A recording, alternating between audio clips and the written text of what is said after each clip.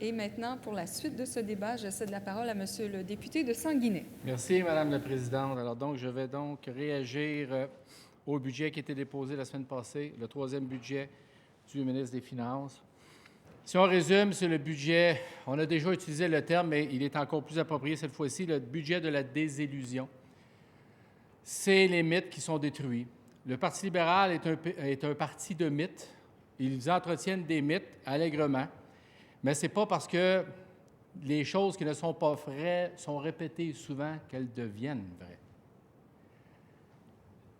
Le député de Pontiac me surprit tantôt, il parlait du déficit de 7,2 milliards dont ils auraient hérité en 2014 en arrivant au pouvoir. Je pensais que ce mythe-là avait été démoli à plusieurs reprises par l'ensemble des économistes sur la scène nationale, par justement l'étude de crédit qu'on avait fait l'année passée. Moi, par rapport au président du Conseil du Trésor, le premier ministre qui avait affronté le chef de l'opposition officielle et le ministre des Finances qui avait affronté le député de Rousseau. Et les trois, on avait posé la question, c'est quoi la différence? On a le déficit de 2,8 milliards et le déficit potentiel de 7,2. C'est quand même une grande différence. Et ni un des trois était capable de répondre à cette question simple. Alors donc, on avait pensé avoir démoli le mythe, mais non, le premier ministre est revenu là-dessus la semaine passée, cette semaine encore, et le député de Pontiac me surprend. Il continue à entretenir des choses qui n'ont pas de sens. De toute façon, il y a d'autres mythes qui sont et qui vont être déboulonnés avec le temps de ce parti, qui sont le mythe de 250 000 emplois. Les 2 premières années, ça, c'est là-dedans, là, je ne l'invente pas, là. C'est là-dedans. Les 2 premières années, on a eu un total de 42 700 emplois. Si on fait un calcul vite, là, ils promettent 250 000 emplois sur 5 ans. Ça fait 50 000 emplois par année, on s'entend là-dessus. Ça, c'est l'effet libéral. Un autre mythe, l'effet libéral. On serait censé arriver à 100 000. Ben non! On a 42 700 emplois. Ça veut dire qu'on a un retard de 57 000 emplois. On va le rattraper. Ben non! Cette année, il prévoit 29 000. L'année prochaine, 28 000. Ça veut dire qu'on est encore plus loin de notre objectif. Qu'en est-il de cet objectif de 250 000 emplois? C'est un leurre, comme bien des choses qu'on avait vues dans le cadre financier du Parti libéral, Madame la Présidente. C'est ça, le Parti libéral, le parti du mythe.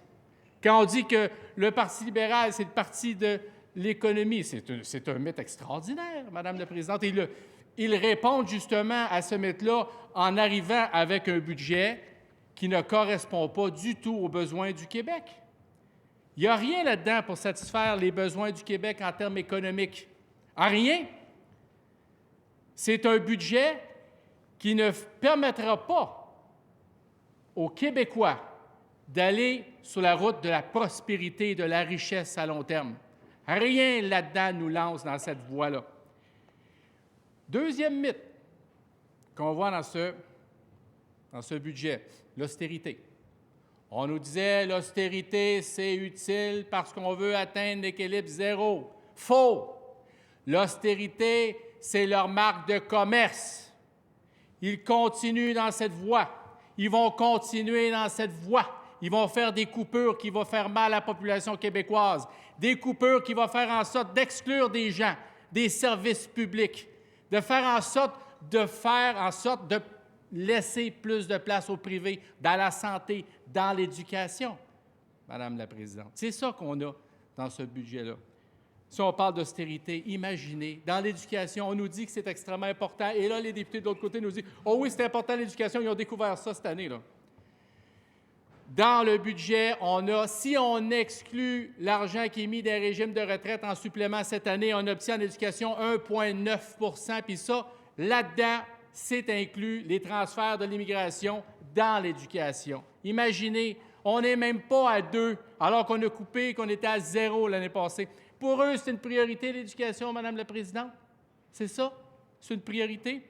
Quand mon collègue de Pontiac dit « Le Fonds des générations, c'est un cadeau pour les jeunes d'aujourd'hui. Plus tard, on va se retrouver avec de l'argent. » De quels jeunes il parle? Les jeunes qui n'auront pas accès à des CPE, qui n'auront pas accès à ce service de qualité? Les jeunes qui n'auront pas accès à l'aide aux devoirs parce que c'était coupé par le gouvernement libéral. Les jeunes qui n'auront pas accès à l'aide alimentaire parce que malheureusement, ils ne viennent pas d'une famille bien nantie puis ils ont des difficultés à se nourrir et d'aller à l'école le ventre plein. Est-ce qu'il parle des jeunes qui ont de la difficulté à avoir des services spécialisés, Madame la Présidente? Est-ce qu'il parle des jeunes, les jeunes qui auront accès à l'éducation supérieure, mais qui n'auront pas un encadrement de qualité parce que ce gouvernement-là, il n'a pas aidé les cégeps et les universités à offrir un encadrement de qualité? Est-ce qu'il parle à ces jeunes-là? Est-ce qu'il parle à ces jeunes-là, l'héritage qu'ils donnent pour le Fonds de génération? C'est ça? C'est de ça qu'il parle, Madame la Présidente? 1,9 % en incluant le budget de l'immigration. Imaginez, on arrive dans la santé à 1,8 % si on exclut le service de la dette. Et là-dedans, le 1,8 % on inclut l'augmentation du salaire des médecins. Ça, Madame la Présidente, c'est l'austérité. Mais tout ça fait partie de la stratégie libérale. Ils ont élaboré une stratégie qui est bien à eux et qui, moi, je pense, qui est assez nouvelle. Je n'avais jamais vu que ça. L'idée, c'est de couper énormément, puis de redonner un peu par la suite. C'est comme quelqu'un qui se fait couper 2 jambes puis qui chiale parce qu'on lui a coupé 2 jambes, bien, il va y acheter des culottes. C'est ce qu'ils font. C'est ce qu'ils font. J'ai l'expérience dans mon comté. J'ai un CLE dans mon comté à Saint-Rémy. Il était ouvert 5 jours par semaine, Madame la Présidente. 5 jours. Là, ils ont coupé ça. Ils ont dit, c'est fini. Mais là, plus tard, le député d'Huntington est venu dans mon comté et il a dit, bien, écoutez, les clés, là, c'est important, on va les ouvrir 2 jours par mois. Et là, c'était la fête, les clairons, les trompettes, tout ce que vous voulez. On est passé de 5 jours par semaine à 2 jours par mois, et ça fêtait. C'est ça, la stratégie libérale. Il nous parle de la taxe santé. On a éliminé 60 $ pour certaines familles, 60 $ de la taxe santé, mais on nous rajoute 1 500 $ d'augmentation de l'autre côté. Fait que si tu fais la somme de ça, là, c'est 1 440 $ que les familles vont avoir à payer plus à cause de ce gouvernement-là, qui avait promis de geler les tarifs et les taxes. Ça, c'est la stratégie libérale. C'est la façon de faire libérale. On coupe énormément et on met un sparadrap. C'est ce qu'on fait. C'est ce qu'ils font. On parle d'éliminer la taxe santé, on rajoute la taxe famille. C'est ce qu'ils font. Et évidemment, la ligne 434 est assez costaude, beaucoup plus que la taxe santé. Ils y gagnent au change. C'est ce qu'ils veulent. Ils ont une frénésie de taxer et d'augmenter les tarifs, Madame la Présidente. Ça fait partie de leur ADN. C'était comme ça depuis 2003. C'est une caractéristique du Parti libéral. Puis le Parti libéral de 2003-2012, Madame la Présidente, c'est la même chose, là. On reconnaît les visages, là. Au niveau de la politique économique, la politique économique de ce gouvernement-là, là, c'est aussi dynamique qu'un paresseux, c'est tranquillisant. C'est mollo. Il ne se passe rien. Il n'y a aucune intervention efficace, intelligente dans le milieu. On parle du plan Nord. C'était supposé être la plus belle invention depuis les becs qu'ils ont mis dans la face des toucans. Et à un moment donné, on s'aperçoit qu'il y a une croissance des activités minières. Il y a une croissance des activités minières. À partir de 2009-2012, ça augmente. Et là, ils se disent, bien, c'est à cause du plan Nord. C'est grâce au plan Nord. Bien là, n'importe quel intervenant se dit, bien non, c'est pas à cause du plan Nord, c'est parce qu'il y a une augmentation du prix des matières premières. Oh non, non, non, non, c'est le plan Nord. Parce que vraiment, ça n'a pas de bon sens. Le plan Nord, c'est juste un outil marketing. C'est de mettre des rideaux, puis de faire un spectacle, alors que tout le travail se fait à cause, justement, du prix des matières premières qui augmente. Mais il tirait avantage de ça. Il dit c'est à cause du plan Nord. Là, ça chute. L'année passée, pire année au niveau des investissements miniers. On dit, hey, qu'est-ce qui se passe avec le plan Nord? Ils disent, ben non, c'est pas le plan Nord, c'est le prix des matières premières, Madame la Présidente. C'est ce qu'ils nous disent. Voyez-vous, ils vont utiliser la politique et le plan Nord comme excuse. Quand ça va bien, c'est grâce au plan Nord. Quand ça va mal, c'est pas de la faute au plan Nord. Mais le plan Nord, Madame la Présidente, il n'y a rien là-dedans. Il n'y a rien. C'est du marketing. C'est des rideaux. C'est des lunettes. C'est le party quand on fait une activité puis on voit que ça va être écrit plan Nord. C'est tout. Stratégie maritime. L'année passée, 700 000 $ qu'ils ont mis dans la stratégie maritime. 700 000, pas 7 milliards, 700 000. On est allé à Rimouski, on m'a donné un jasé aux gens qui avaient là. Ils dit écoutez, ça n'a jamais été aussi dur que ça de financer des projets depuis qu'il y a la stratégie maritime. C'est dur, ça n'a pas de bon sens. À quoi sert la stratégie maritime? Coquille vide.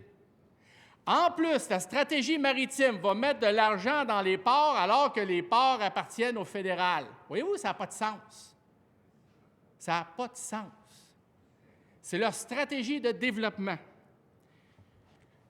Pas de politique de l'énergie déposée. Là-dedans, on parle de plan Nord, on parle de développement économique. C'est du vent. Complètement du vent. Il n'y a rien là-dedans.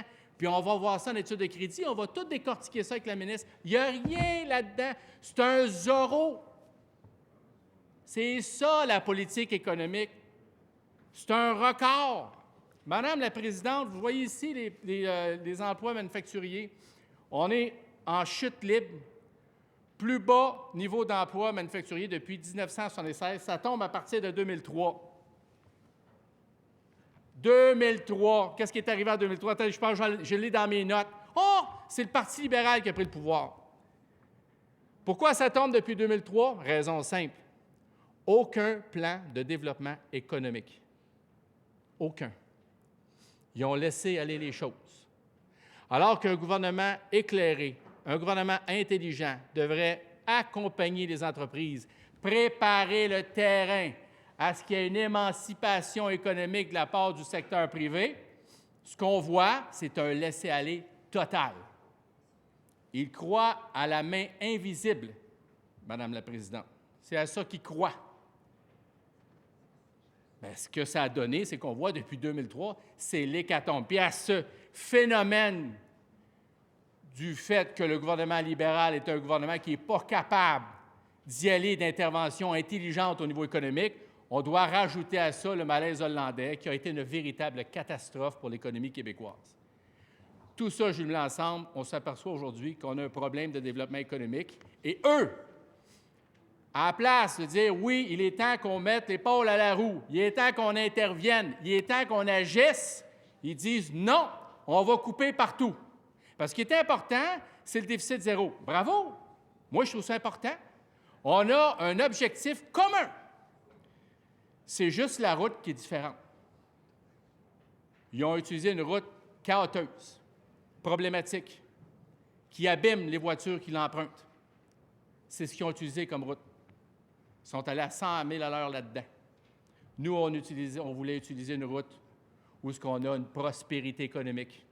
Comment faire pour mettre de l'argent dans le fonds des générations, Monsieur le député de Pontiac? Comment faire pour mettre de l'argent dans le fonds des générations? De laisser cet héritage-là aux jeunes d'aujourd'hui et de faire en sorte que ces jeunes-là, en plus d'avoir le fonds des générations qui les attend dans le futur, mais d'avoir une éducation de qualité, d'avoir des emplois de qualité chez eux, c'est de faire en sorte de stimuler l'économie puis d'amener une prospérité pour justement atteindre ce but convoité-là.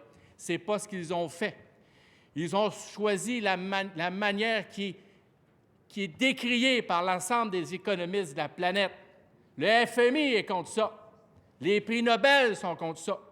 Où étaient-ils quand ces gens-là se levaient pour dire qu'il ne fallait pas faire l'austérité de la façon qu'ils l'ont fait? Où ils étaient? Le premier ministre se dit à un moment donné, au-delà des chiffres, il y a des humains, il y a autre chose. Oui, au-delà des chiffres, au-delà des calculs comptables de fin de semaine, il y a des gens. Il y a des jeunes, il y a des gens qui sont dans le besoin. On n'a pas le droit de laisser de côté des gens sous prétexte qu'on doit couper sauvagement. Il y a des gens qui ont besoin de l'aide gouvernementale pour pouvoir justement s'émanciper, voler de leurs propres ailes. Et on ne peut pas leur couper ces ailes-là, Madame la Présidente. C'est important. Croissance économique prévue l'année passée, 2 % Je demande au ministre des Finances à l'époque, vous ne trouvez pas que c'est exagéré, que c'est optimiste? Il m'avait répondu, vous irez à l'égaler. Non, c'est réaliste. Aujourd'hui, on a 1,1 % de croissance économique. Et ça, malgré le fait que le prix des matières premières et le prix du pétrole a tombé, qui a fait en sorte que le taux de change a baissé, qui nous a aidés économiquement. La grande partie de la croissance économique d'1,1 %, c'est l'exportation. Imaginez à quel point ils ont été mauvais, Madame la Présidente. Mauvais, comme dans un mauvais film français. Mauvais. Puis ils nous disent après qu'ils connaissent l'économie. Ils connaissent à rien l'économie, Madame la Présidente. Je terminerai en déposant une motion de grief, si vous le permettez bien, Madame la Présidente. Alors, je présente la motion suivante, que l'Assemblée nationale blâme sévèrement le gouvernement libéral pour la politique d'austérité qui hypothèque la croissance économique québécoise. Voilà. Merci. Merci, Madame la Présidente. Alors, merci, Monsieur le député de Sanguinet. Vous savez très bien que votre motion sera déposée sous réserve de sa recevabilité.